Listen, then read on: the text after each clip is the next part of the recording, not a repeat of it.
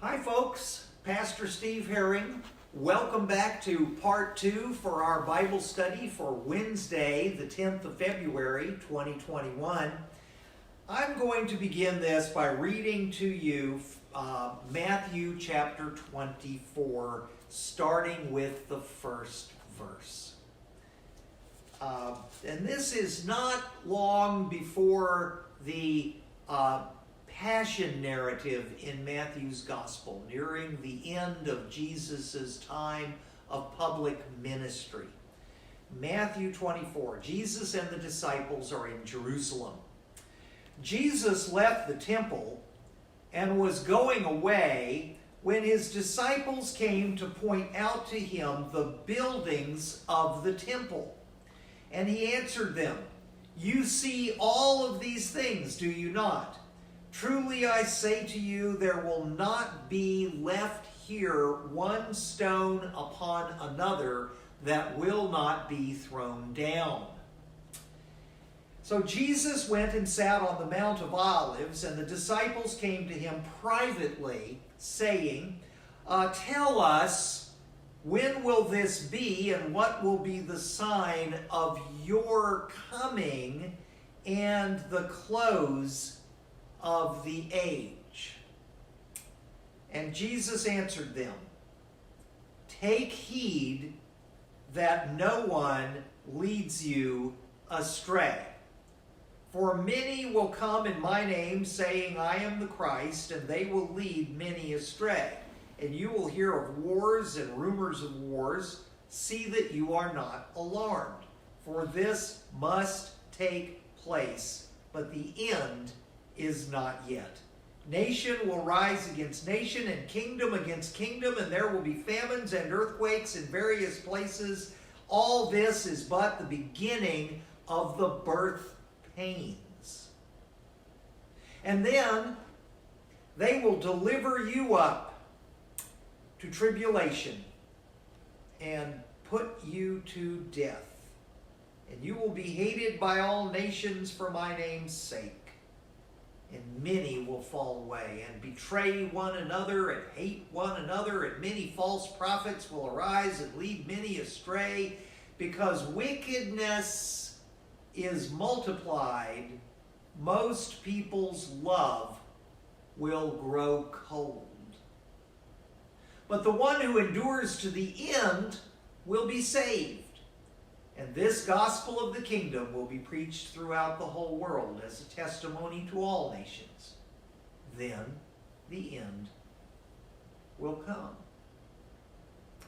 So when you see the desolating sacrilege, or the abomination of desolation, spoken of by the prophet Daniel standing in the holy place, let the reader understand. Then let those who are in Judea flee to the mountains. Let him who is on the housetop not go down to take what is in his house. Let him who is in the field not turn back to take his mantle. Alas, for those who are with child, or for those who are nursing in those days, pray that your flight may not be in winter or on a Sabbath, for then there will be great tribulation, such as has not been from the beginning of the world until now, no, and will never be. If those days had not been shortened, no human being would be saved, but for the sake of the elect, those days will be shortened. And then if anyone says to you, 'Lo, here is the Christ,' or 'There he is,' do not believe it. For false Christs and false prophets will arise and show great signs and wonders, so as to lead astray, if possible, even the elect. Lo, I have told you beforehand, if they say to you, 'He is in the wilderness,' do not go out. If they say, 'He is in the inner rooms,' do not believe it. For as the lightning shines from the east, even as far as the west, so will be the coming of the Son of Man. But where the dead body is, there the eagles will be gathered together."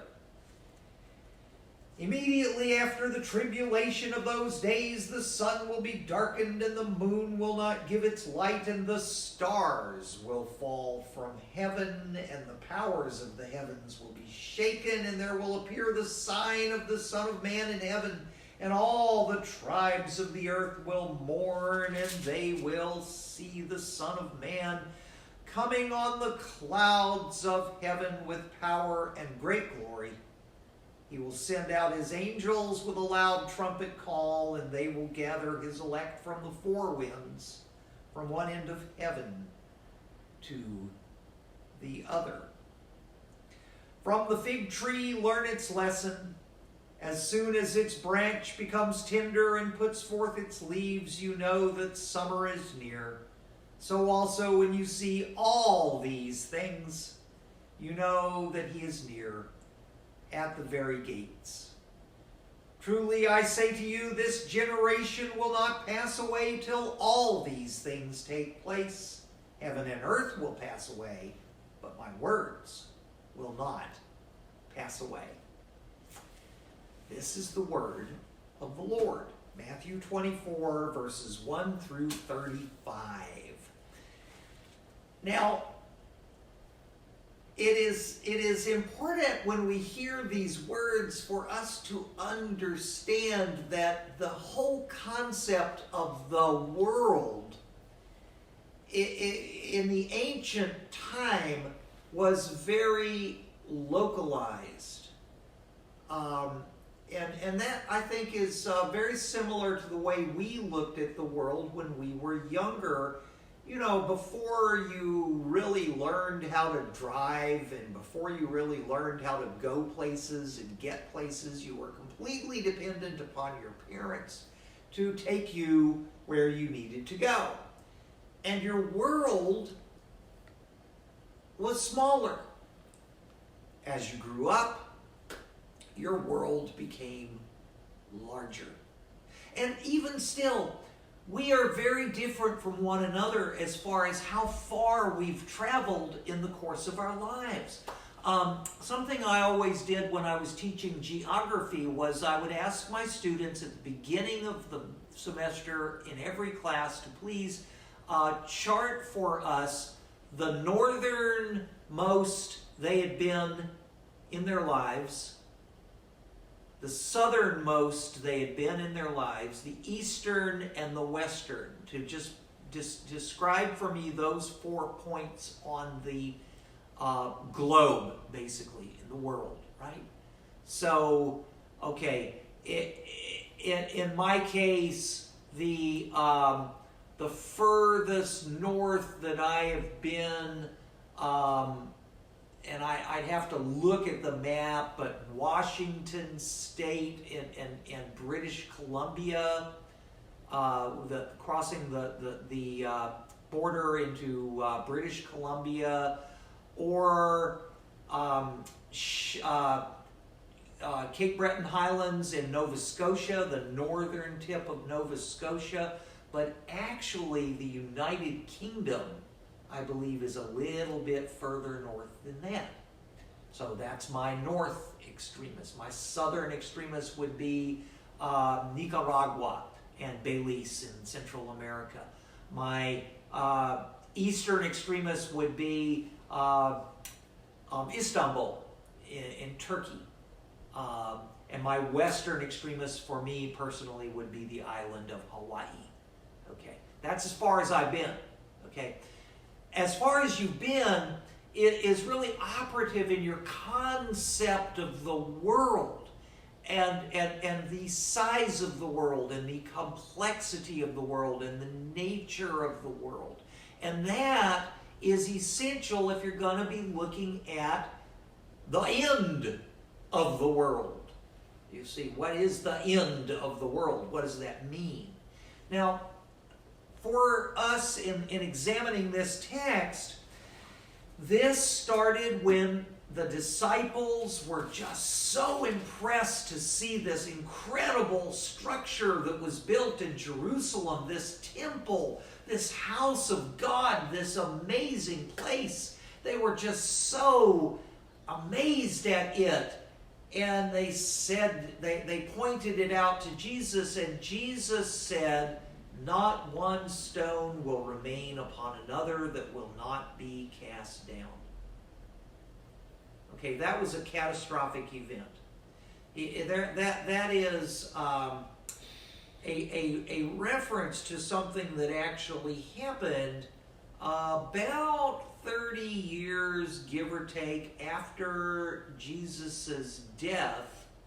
There was a Jewish rebellion that was violently put down by the Roman Empire, and the Roman emperor gave orders to specifically deconstruct the temple, to take it apart stone by stone so that there would be no temple.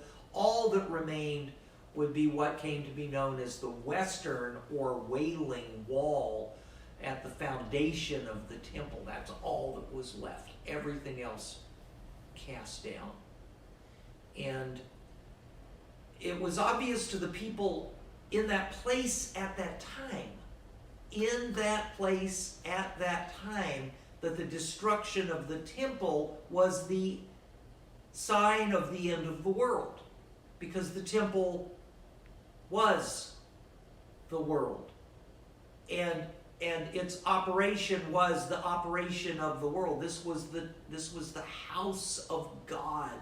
This was the place where the Lord lived. This was the place where people traveled from all over the empire to offer sacrifices and have their sins forgiven. And its destruction was a symbol of ruin. Absolute, unmitigated ruin. And how would people respond to this? What would they say? What would they think? How would they operate? The message Jesus gives is, take heed that you are not led astray. Because our perceptions are limited, our knowledge is limited, our mind is limited, our understanding is limited, our perception of the world in which we live is limited, and when these catastrophic events occur, it is very, very easy for us to pick up some very strange ideas about what's actually going on and to be led astray. Happens over and over and over again. Early 1800s, 1815, Captain Wood says, "Let's go smash these mills. If we break the machinery, we'll break this evil that is coming upon our society, and we'll be able to keep living the way we've always lived." It was a tragedy what happened to the Luddites. It was tragic because that change of technology would in fact put them out of their entire living. The scripture says, all things work together for good for those who love God, who are called according to his purpose. That's in Romans chapter 8. And in that scripture, we have testimony of what happened. What did many of those Luddites end up doing? A lot of them ended up immigrating. Why would they stay in the United Kingdom under those conditions? They came to the New World. Here we are. You see, that's the amazing truth, that there is always a new beginning after every ending, that after every catastrophe there is a rebuilding. There is always a new way of living, a new way of life, a new vision that comes as the old passes away. And as difficult as it can be for us to endure, and as contrary as it may be to our expectations and demands, that's the way the universe works. And our challenge is to find the love of God, the peace of God in all that transition. So I'm going to end part 2 here, and we're going to jump right back into this scripture for part 3 in just a minute. Come back and see part 3.